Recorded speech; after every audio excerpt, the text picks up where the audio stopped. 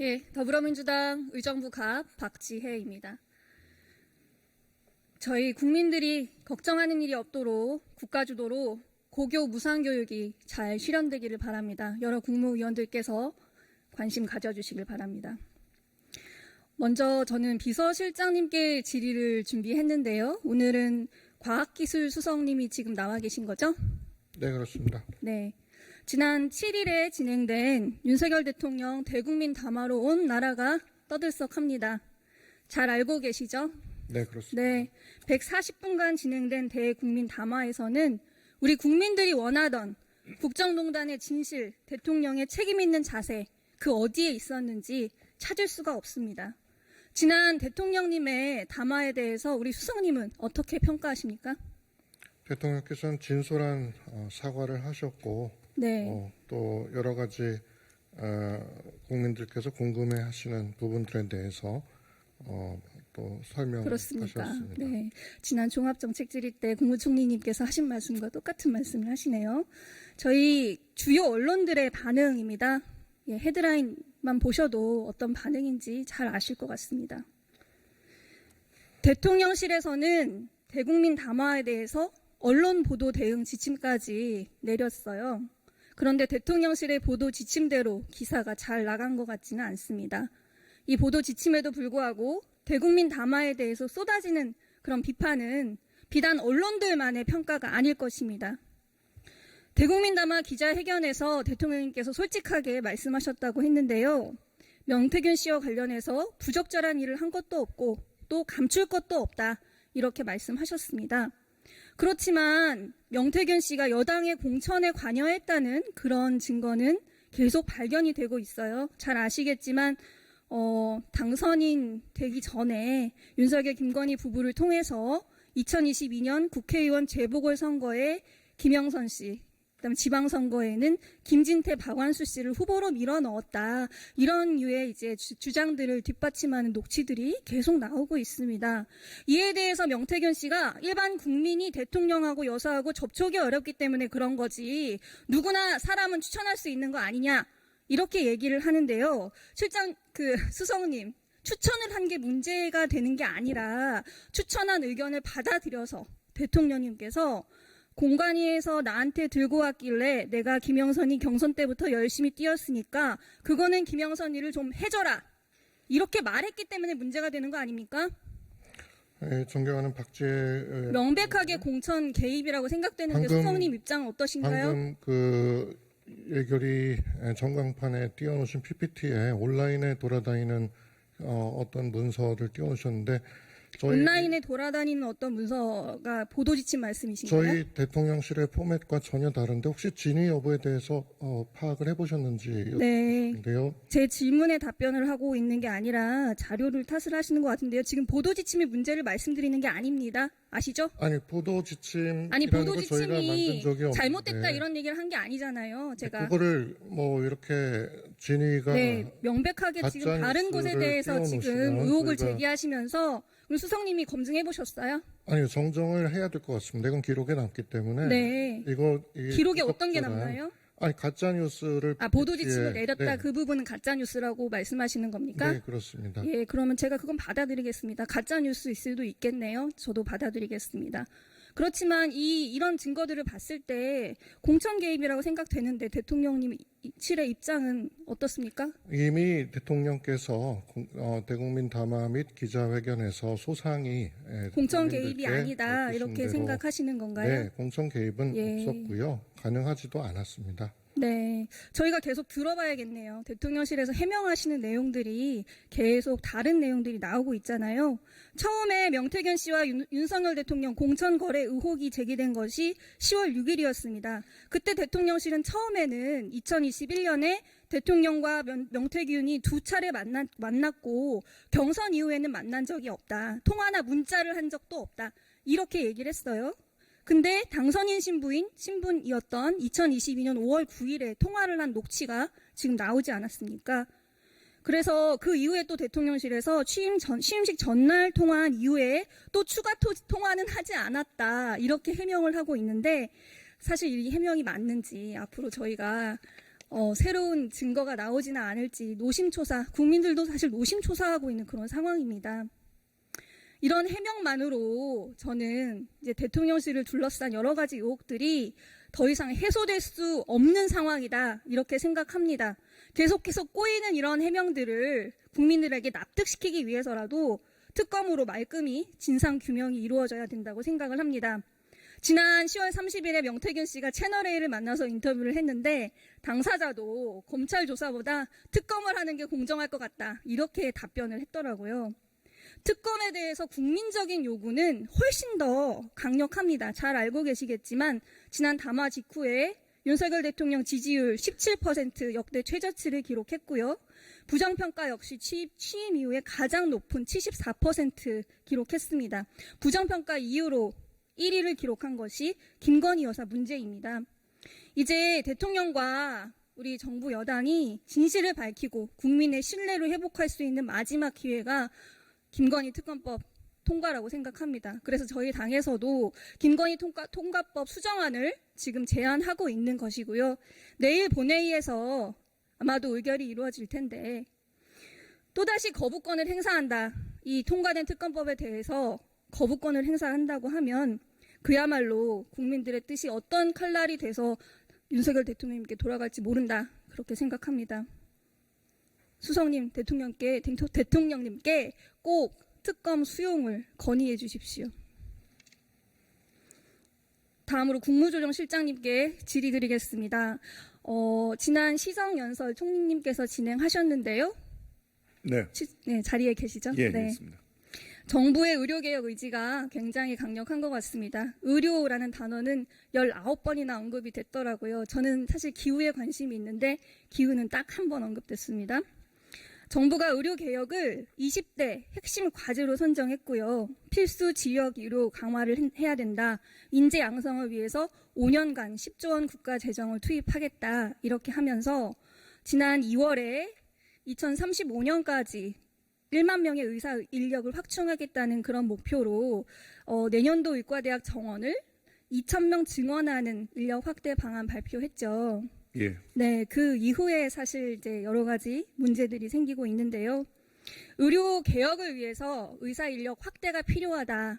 네, 이 점에 대해서는 동의하는 의견이 많은 것 같습니다. 그렇지만 이제 확대를 진행하는 방식이 문제인 것이잖아요. 의사 단체 등도 반대를 하고 있고 전공의들이 사직하고 의과대학 학생들은 학교를 떠나서 돌아오지 않고 있습니다. 그로 인한 사회적 갈등이 너무 높습니다. 지금 국무조정실장님께서는 여러 중앙기관들의 행정을 지휘 감독하는 그런 위치에 있으시잖아요. 그런 점에서 이 의료개혁 추진과 관련해서 책임감 있는 해법을 역시 조율해서 내놓아야 하는 그런 위치에 있다라고 생각합니다. 그러시죠? 예. 예. 그래서 의료개혁 추진 방식에 대해서 깊이 생각해 보셔야 될 것 같고, 특히 오늘은 이제 예산을 논의하는 자리니까요. 관련하여 내년 예산에 대해서 촘촘히 살펴보셨는지 여쭙고 싶습니다. 예, 관계부처와 함께 살펴보고 있습니다. 네, 저는 내년 예산에 대해서 질문을 드리려고 하는데요. 이게 이제 의료개혁 방향을 잘 반영하고 있고 현실 역시 잘 반영을 해야 될 것 같은데 이렇게 국민적인 합의가 부족한 사안에 대해서 예산이 조금 성급하게 편성된 것이 아닌가 하는 그런 의구심이 있습니다. 그래서 몇몇 사업들에 대해서 말씀을 드려보겠습니다. 우선 교육부 예산인데요. 사립학교 환경 개선 자금 융자 사업 예산이 있습니다. 이 사업은 교육 환경 개선을 위해서 필요한 자금을 학교의 저금리로 장기 저리로 지원하는 그런 사업이에요. 이 자금으로 의대는 아마도 의료 장비를 확충하고 의과대학 운영비를 조달하고 노후시설을 개선할 수 있을 것입니다. 이 예산이 전년 대비 2.16배 증액되어서 2,180억 원이 편성이 됐습니다. 그 증가된 금액의 대부분이 지금 과목은 사립학교 환경 개선 예산이잖아요. 대부분이 이제 의대 쪽으로 편성이 된 거예요. 다른 이제 비의대 같은 경우에는 매년 수천억 원, 여기도 수천억 원 융자 지원 이제 해달라 이렇게 요청을 하고 있는데 이 부분에 대한 예산은 전체 금액은 저렇게 많이 증가했는데 비의대를 지원하는 예산은 줄었습니다.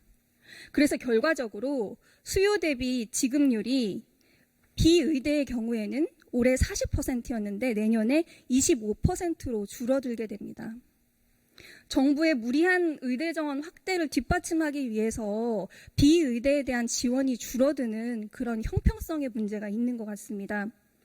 이뿐만이 아니라요, 의대 여건 개선 사업이라는 게 있는데요. 이거 같은 경우에는 딱 의대를 지원하기 위한 예산이죠. 무려 8,678억 원 편성이 되었습니다. 국립시설을 이렇게 새로 건설하는 그런 예산 같은 경우에 얼마나 편성이 어렵습니까? 지침에 따르면 사전 타당성 평가라는 거를 해야 되는 걸로 알고 있는데요. 지금 이 예산 같은 경우에는 거의 9천억 원에 가까운 그런 금액인데 사업의 효과성이나 경제성에 대한 검토가 전혀 없었습니다.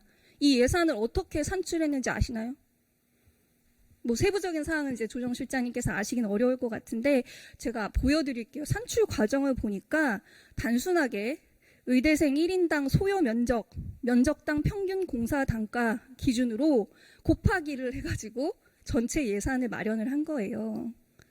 이거를 대학별로 어떻게 공간 구성을 하겠다 이런 계획도 없이 일률적으로 이렇게 곱하기를 해서 예산을 편성을 했습니다. 정말 어떻게 이렇게 예산을 딸 수 있냐, 다른 부처들에서 그렇게 생각을 할 수 있을 것 같습니다. 이 투입될 국가 예산이 9천억 원에 달하는데 이런 방식으로 예산을 편성하는 게 맞다고 생각하십니까? 예산을 편성하는 과정에서는 좀 어쩔 수 없이 물량 단가를 고려해야 되는 부분들이 있습니다. 그래서 이 경우에 있어서는 국립대 의대 시설 여건은 전반적으로 좀 개선을 하려고 총사업비를 조정을 한 거고요. 저희가 조금 더 세부적인 의대 개선 여건 개선 사업인데요. 예, 그러니까요. 국립대 의대 시설 여건의 전반적인 그 개선을 위해서 한 거고, 저희가 이제 예산이 이게 총사업비가 이제 몇 년에 걸쳐서 되기 때문에 그 내년도 예산뿐만 아니라 그 이후의 예산에서 조정해 가는 과정에서는 필요한 경우에서는 적절한 수준의 조정이 있을 수 있을 거라 생각하고 그 과정에서 개별 학교들의 여건을 충분히 고려할 것으로 생각을 하고 있습니다. 네.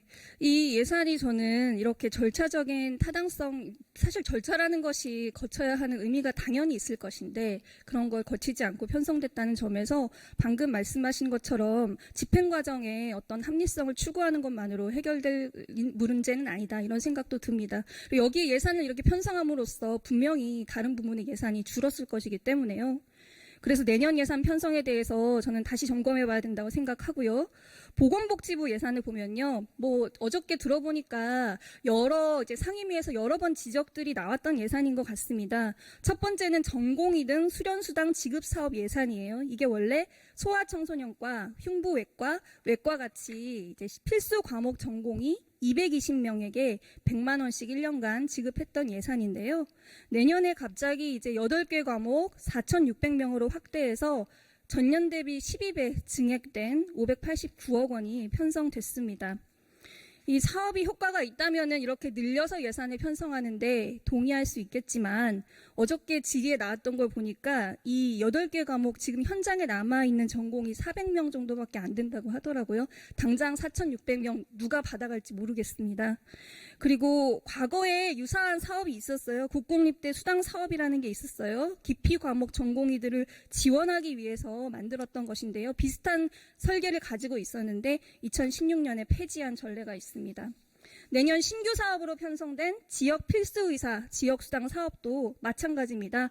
지역에 근무하는 8개 필수 진료과 의사들에게 추가로 수당을 지원하는 사업이고 저런 방식으로 계산을 해서 115억 원 편성해 놨는데요.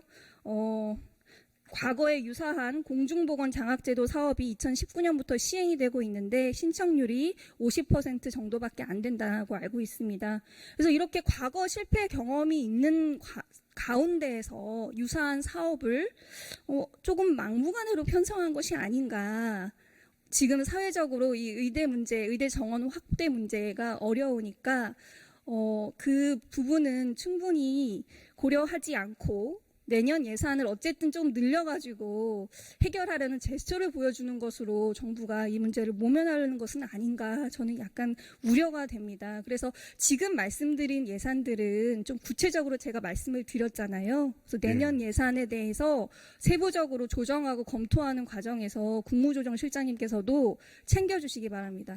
예, 앞으로 잘 챙기겠고요. 의원님, 그러니까 지금 의원님께서 지적하신 부분들이 사실은 현재 우리 의료 현장이 갖고 있는 문제이기 때문에 지역의 필수 의료 부분들이 당연하죠. 인력도 필수 적고, 의료, 지역 예. 의료 당연히 지원해야 그렇습니다. 예. 되죠. 그런 부분이 효과적인 방법이 무엇이냐, 그 효과적인 방법으로 제대로 편성이 된 것이냐, 그걸 여쭙는 거죠. 예, 제가 그래서 말씀을 드리겠습니다. 그러니까 지역과 필수 의료에 부족한 부분이 있기 때문에 그거를 보완을 해서 여러 가지 개선 방안을 마련하고 그 방안을 실현하는 데 필요한 예산을 내년도 예산에 담은 겁니다. 그래서 앞으로 저희가 조금 더 의료계와 그다음에 의료 교육계와 조금 더 원활하게 대화가 이루어지면서 만약에 저희가 정부가 만든 안들이 조금 부족한 면이 있으면 거기 좀 더 보완해 나가도록 그렇게 하겠습니다. 네, 그렇게 부탁드립니다. 이제 여야 의정 협의체도 출범했으니까요. 책임감 있게 챙겨주시기 바랍니다.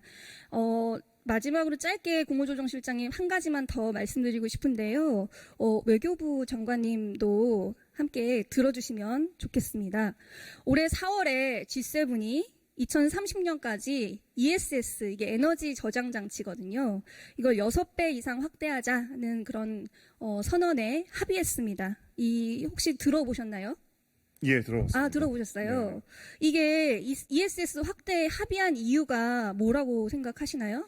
아무래도 신재생 에너지 부분이 많이 발전이 되다 보면 이 스토리지 부분이 좀 강조가 되어야 되기 때문에 그와 연결해서 좀 협의가 된 걸로 그렇게 알고 있습니다. 네, 맞습니다. 작년에 G7 그리고 지금 이제 이번 주에 기후변화 협약 당사국 총회 개막했잖아요. 예. G7과 기후변화 협약 당사국 총회에서 재생에너지 3배 서약에 합의했습니다. 그 후속 조치로 이제 에너지 저장 장치 6배 확대하자는 서약을 하고 있는 것입니다. 재생에너지 변동성에 대비할 수 있는 충분한 인프라를 갖추어야 하고 앞으로 이제 탄소 중립을 위해서도 ESS가 지금 다음 장표를 보시면 전 세계적으로 선진국 개도국을 막론하고 2050년 경에는 전체 전력 믹스의 20% 이상으로 확대되어야 한다는 그런 세계 에너지 기구의 전망 이런 것에 기초한 것입니다. 그래서 이제 G7에서 이런 합의가 이루어졌으니까요. 아마도 이번 주에부터 진행되고 있는 기후변화 협약 당사국 총회에서도 이 6배 서약에 당사국들이 합의하자 이런 움직임이 있을 것 같은데요. 이 서약에 대해서 우리나라 정부가 참여할 계획이 있으십니까? 예, 현재 저희가 조금 이 참여를 긍정적으로 검토하고 있다는 말씀을 드리겠습니다. 아, 예, 반가운 소식인 것 같습니다. 왜냐하면 우리나라는 ESS 강국이에요. 사실 몇 해 전만 해도 전 세계적으로 설치된 ESS 용량 중에 우리나라가 1등이었거든요. 그리고 산업적으로 봤을 때도 지금 우리나라 기업들이 굉장히 잘하는 분야입니다. 그래서 대한민국이 이 ESS 6배 서약에 꼭 가입을 하고 그것뿐만 아니라 다른 당사국들도 이 서약에 동참하도록 촉진하는 그런 활동을 이번 기후변화 협약 당사국 총회 기간에 적극적으로 펼쳐주시기를 부탁을 드려봅니다. 예, 검토하겠습니다. 예, 제가 조금 시간이 있는데 저 교육부총리님께 좀 말씀을 드리고요. 추가 질의를 더 하도록 하겠습니다. 교육부총리님 기초학력 문제 네, 중요하다고 중요합니다. 생각하시죠? 네, 아이들의 꿈을 실현하기 위한 기반이 되고 또 기본 인권 사항이다 이렇게 말씀도 하셨습니다. 윤석열 정부 120대 국정과제에도 국가교육 책임제 강화로 교육 격차를 해소하자 이 내용이 들어가 있습니다. 네. 예, 잘 알고 계시죠. 그래서 기초학력 사업 매우 중요한 것 같은데요. 내년도 기초학력 예산 편성된 거 어떻게 됐는지 혹시 아시나요? 예, 이게 이제 그 기존의 지역 단위 기초학력 사업은 이제 보통교부금 체제로 이렇게 맞습니다. 내렸습니다. 네, 그러면 교부금 체계로 이렇게 전환이 됐는데요. 네네. 1,765억 원이었던 거를 특별 교부금을 갑자기 이렇게 절반 이하로 줄여서 나머지는 보통 교부금으로 돌렸으니까요. 네네. 잘 아시겠지만 다음 슬라이드 보시면 이미 우려하는 여론이 굉장히 높습니다. 언론에서도 굉장히 우려를 하고 있는 것 같은데요. 근데 지금 이 기초학력 지원 사업은 정부에서 평가하기로도 굉장히 긍정적이다라고 맞습니다. 알고 있는데 사실 더 잘 아시겠지만 특정 교부금과 보통 교부금은 성격이 다르잖아요. 네네. 보통 교부금으로 내렸는데 이거는 그러면 지역의 교육청이 우선순위에 따라서 기초학력 사업을 소홀히 할 수 있는 그런 가능성도 있는 겁니다. 인정하시죠? 그게 이제 뭐 그 보통 교부금으로 내린 부분이 있지만 동시에 또 국가가 해야 될 일에 좀 보다 좀 더 집중해서 뭐 책임교육 네. 학년제 지원이라든가 국가 기초 학력 포털이라든가 이런 새로운 구축들을 합니다. 그래서 어떻게 보면 이 시스템을 이제 정부와 지방이 좀 더 균형 있게 그 하는 체제로 지금 이제 간다. 네.